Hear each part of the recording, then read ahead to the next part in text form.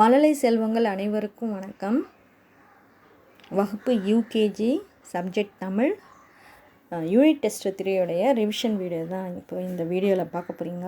புரியுதுங்களா? உங்களுக்கு portions and blue print ஏற்கனவே உங்களுக்கு கொடுத்துருப்பாங்கன்னு நினைக்கிறேன்.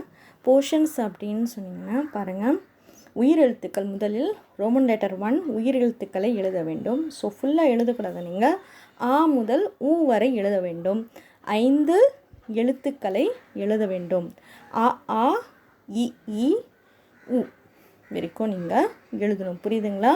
ஸோ ஏற்கனவே உங்களுக்கு வீடியோலாம் வந்திருக்கும், ஆ எப்படி எழுதுறது அப்படின்னு சொல்லி கூட வீடியோ அனுப்பிச்சிருப்பாங்க. ஸோ யூடியூப்பை தொடர்ந்து பாருங்கள், படிங்க, எல்லா சப்ஜெக்ட் எல்லாம் படிங்க. புரியுதுங்களா? ஸோ ஆ எப்படி எழுதணும் அப்படின்னா பாருங்கள், அந்த உங்கள் டெக்ஸ்ட் புக்லேயே புத்தக பக்கம் அந்த டெக்ஸ்ட் புக் வந்து புத்தக பக்கம் 17 இருக்குது. புத்தக பக்கம் 17 இருக்குது. கொஞ்சம் எடுத்துக்கோங்க.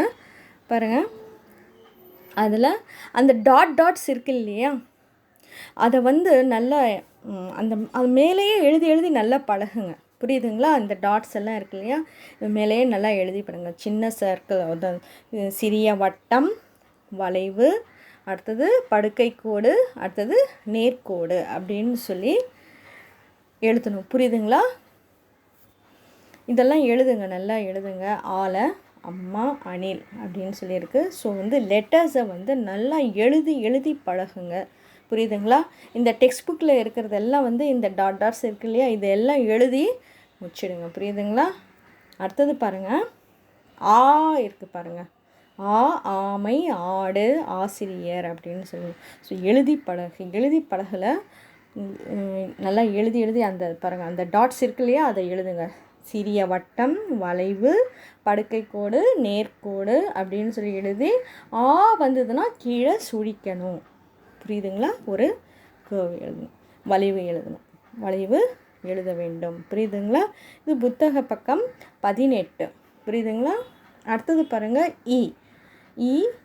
இல்லம், இலை, இஞ்சி அப்படின்னு சொல்லி. ஸோ இந்த எழுதுறதுக்கு கொஞ்சம் உங்களுக்கு கஷ்டமாக இருக்கும். அதனால தான் நீங்கள் இந்த டெக்ஸ்ட் புக் புத்தக பக்கம் 19 இருக்குது பாருங்கள்.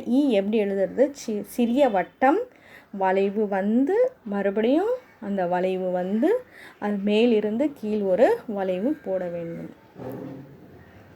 புரியுதுங்களா? இதை எழுதுங்க, நல்லா எழுதி பழகினா தான் உங்களுக்கு அந்த யூனிட் டெஸ்ட் 3 நல்ல மதிப்பெண்கள் பெற முடியும். புரியுதுங்களா? எழுத்தை எழுத வேண்டும். அடுத்தது இருக்குது பாருங்கள். என்னென்ன வரும்? ஈசல், ஈட்டி, ஈச்சமரம்.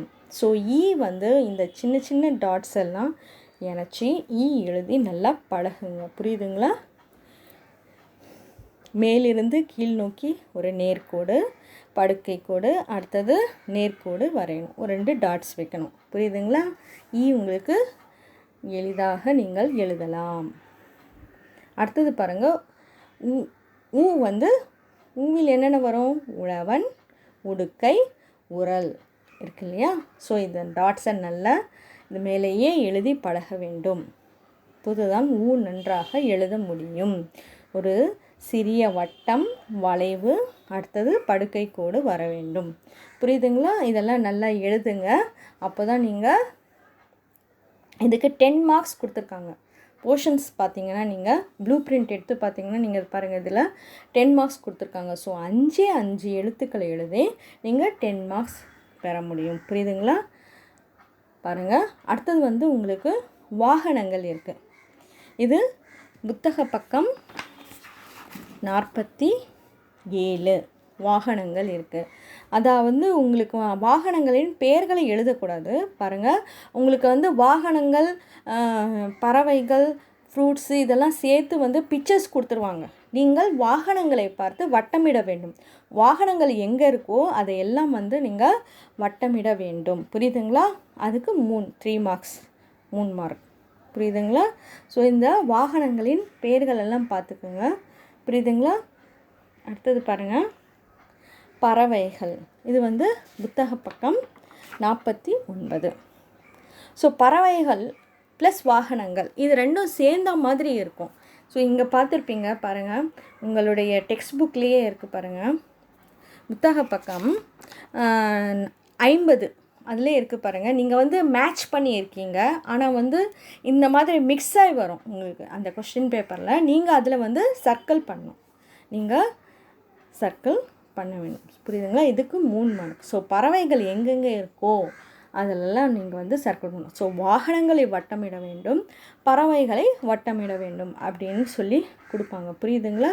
ஸோ பறவைகள்லாம் நல்லா பார்த்துக்கோங்க, வாகனத்தையும் பார்த்துக்கோங்க. புரியுதுங்களா?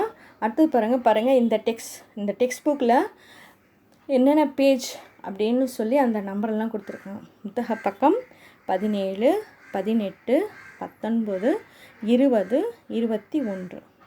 இது வந்து உயிரெழுத்துக்கள். அடுத்தது 49, 47, 49, 50 இதெல்லாம் வந்து டெக்ஸ்ட் புக்கில் இருக்குது. இதெல்லாம் நல்லா படிங்க, தேர்வுக்கு நிறைய மதிப்பெண்கள் பெற என்னுடைய வாழ்த்துக்கள். புரியுதுங்களா? So all the best. நல்லா படிங்க, நல்லா எழுதி பாருங்கள். புரியுதுங்களா? உங்களுக்கு அ ஆ இ உ வரைக்கும் தான் 5 எழுத்துக்கள், உயிர் எழுத்துக்களில் 5 எழுத்துக்கள் எழுதணும்.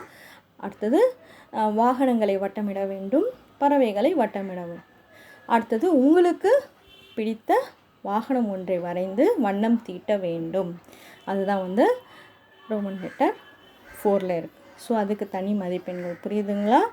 ஸோ மொத்த மதிப்பெண்கள் யூனிட் டெஸ்ட் 3ல் 20 மதிப்பெண்கள். புரியுதுங்களா? ஸோ நல்லா படிங்க, நல்லா எழுதுங்க. All the best. தேங்க்யூ. நன்றி மாணவர்கள்.